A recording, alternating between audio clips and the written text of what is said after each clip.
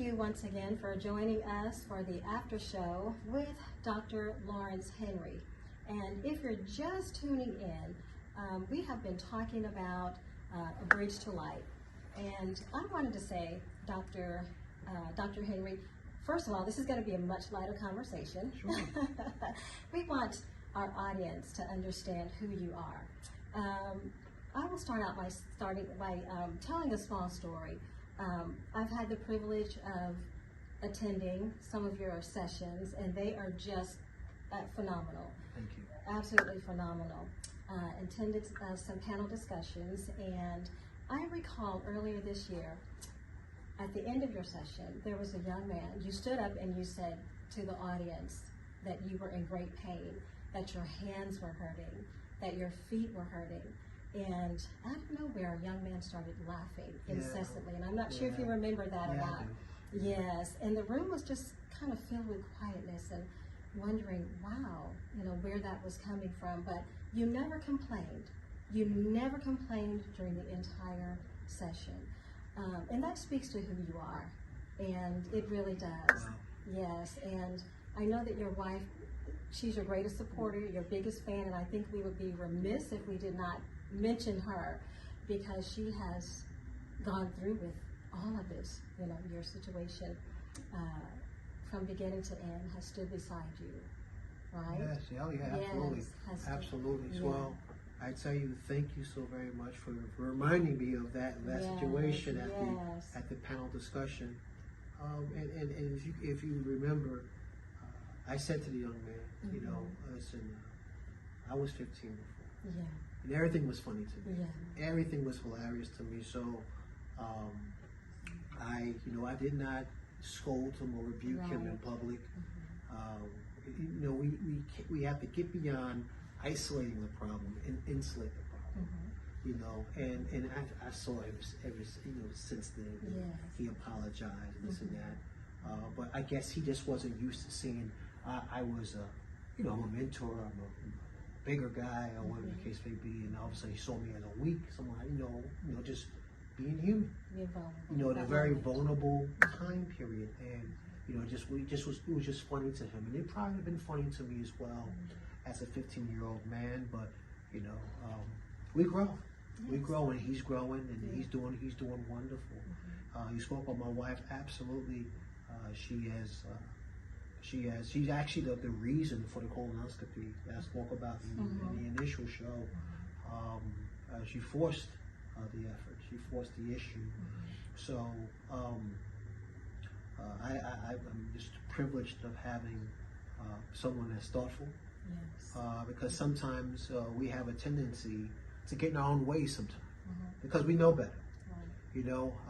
A good friend of mine armed me with a very unique quote. The eye sees everything but itself. That's true. Yeah, the eye sees everything but itself. So therefore, people, friends, trusted agents, they see you, and they can speak to you, they can communicate with you to facilitate movement. So I'm very, very appreciative of just being blessed with such a companion. Yes. So whenever I see you, you are in full bridge to light mode. That's right. And I'm not sure if very many people get to see who the real Dr. Lawrence is behind closed doors. So, so let's talk about that. When the titles are gone, when you get home and you kick off your shoes, what do you do for recreation and to decompress? Let us inside your world a little bit. I laugh at everybody. I laugh at everybody. Laughter's a medicine. I laugh at myself. Okay. I don't do that well though. I don't decompress well. Why is that? Because I was provided an opportunity. I was gone. That cancer jumped on me twice, and I'm just here to really, I laugh. I play music. I used to DJ, just to decompress. Oh yeah. And what instrument do you play? No, well, music. The music was the DJ equipment. Oh, okay. The music was the turntable. But just my decompression and my sense of relaxation is just having just conversations with people, learning people, and just discovery. This discovery. My mission here is to really further enable that bridge to life for those who are living in a dark area. So I'm learning. I'm learning how to decompress. I'm learning how to walk. To enjoy myself. To sit down and say, today I'm not going to do anything. But when I say that, just life is just so unpredictable. I get a phone call. Can you do this? Can you do that? We have a situation. We have an issue. So just being a servant gives me great joy. It gives me great joy to serve our people. And our people are people who are underserved. So that's not necessarily black, brown, yellow, red, white. It's people who are suffering. Yes. I just have proximity to black people. I have proximity to, the people I serve. I have a close, therefore I serve the people that I have proximity to. But a Bridge Light is not, just for black people. It's for the underserved. The underserved, right? Okay. You are an extremely strong advocate, of course, for men's mental health. Yes. And having fought your serious battle, in seeing you now, most people would not believe your story. I mean, the recovery has been just amazing to see how far you've come just since this year. Yeah. So how do you protect your mind and your feelings and emotions then? And what are you doing to cover yourself, to shelter your thoughts from negativity? Yeah, that's a great question. I'll have a conversation with a colleague of mine about my dissertation and how I had the opportunity just of doing that for a few months. But some people are bombarded with these stories of trauma.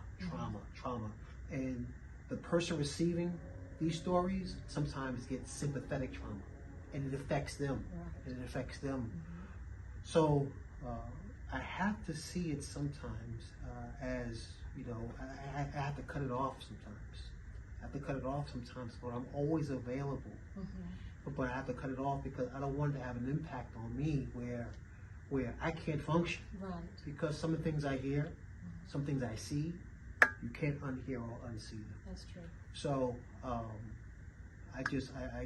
usually I take long drives, I breathe, I walk. One of my therapies is I try to get 12,000 steps in a day. Which for some people with short legs, it's easy. I have long legs. So that's how, I try to rehabilitate myself, stay in the game, understand this is very serious, which the work that Bridge Light is doing is sort of like no fail missions. But I do make mistakes sometimes. And I have to forgive myself, as long as they're not unlawful, unethical, or immoral. Those three are non-negotiable. We're not going to negotiate that ever. But if I make a mistake, I'm transparent. I take a step back and breathe, and recalibrate, refocus, take some time off, and re-engage the project. Yeah, to try to keep my mental health together. Yes. And I told you earlier, I have PTSD. I have post-traumatic stress syndrome from the military. I have TBI, traumatic brain injury. So I have a therapist. So let's destigmatize healthcare providers, right? Especially in black and brown communities. That's right. Yes. Especially in black and brown communities that that fall victim to just mental issues because of lack of access. I mentioned earlier, lack of access to healthcare, education, jobs, one's social and physical environment, no transportation.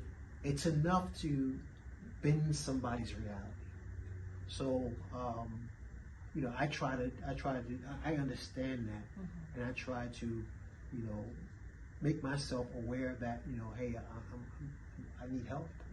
So I speak to therapists, and I will encourage the viewers that don't run from it. run to it and speak to a friend. Tell them that you need time out. Right. Because the times are getting more interesting. Yes. The time are getting more interesting as time has gotten more interesting. But 2026, I believe, promises to be more interesting than 2025. Therefore, I highly encourage your viewers to reach out to A Bridge Light so we can further facilitate, one receiving the mental health care they need. Right. Okay, that is excellent. Excellent. You mentioned legacy just a few minutes ago, and let's say 50 years from now, 100 years from now. This is a two-part question. When we're all gone. Yeah. Yes. I'll still be here. I'll still be here fighting cancer. I might be right in there with you. Yeah.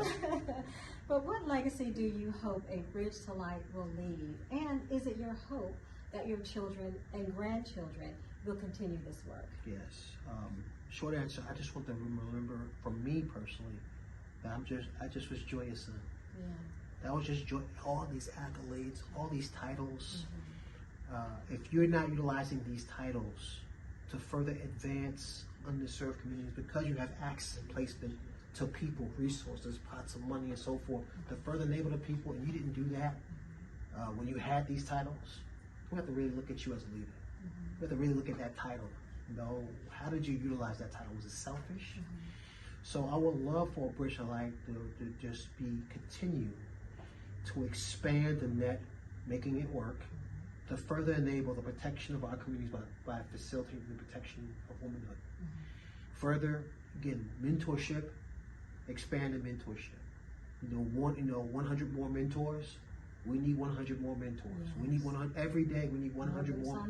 100 boots on the ground, looking the problem in the face. Yes. From the C-suite to C Street. We want that. We need that.